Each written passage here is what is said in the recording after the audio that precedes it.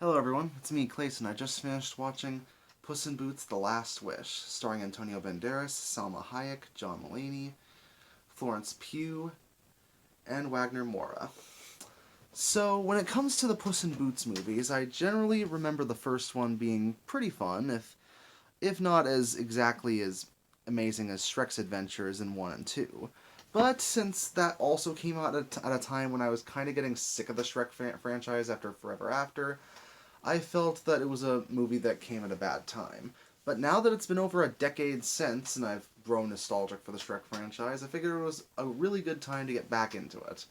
And I'm glad that I gave this film a try because DreamWorks has certainly saved the best for last when it comes to this year. Let's get to the story, shall we? The story is Puss in Boots, played once again by Antonio Banderas, has died 8 times at this point, which means he's down to his last life. Realizing that he is no longer this unstoppable immortal machine, he decides to quit his life of adventuring and he ends up living with a cat lady and a ton of cats. That is, of course, until he learns about the wishing star, this magical item that can grant the one who finds it one wish. So he figures he can use the wish to get his lives back, and he ends up meeting Kitty Softpaws again, played once again by Salma Hayek, and he has to get the wishing star while also trying to fight off other fairy tale beings like Goldilocks and the Three Bears, Jack Horner, and the Big Bad Wolf. Now, what I really like about this movie is generally the animation, but also mainly just because of how the animation reminds me a lot of Into the Spider-Verse.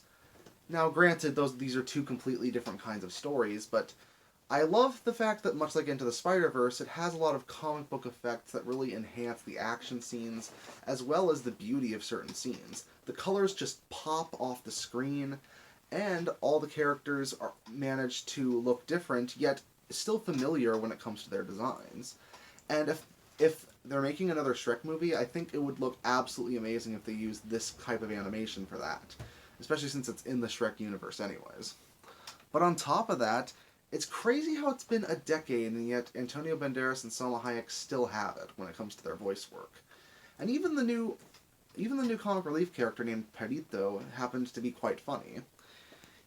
Granted, initially he did come across as sort of their version of Donkey when it comes to a comedic sidekick, but Perito has his own flair of jokes, and when it comes to his relentless optimism and his occasional swearing that's naturally censored, he actually made me laugh several times to the point where I remember how Donkey made me laugh so much as a kid with Shrek.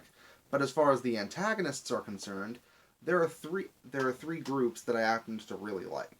First is Goldilocks and the Three Bears. I really like how Goldilocks, played by Florence Pugh, happens to work well off her bear family. With a papa, a mama, and a baby brother, she gets to actually feel like she gets to feel like the odd one out in the family while also being someone who could bring them together. I can see them being kind of heartwarming for a family that has an adopted kid or a kid who ends up in a family that they feel out of place in but they still happen to love.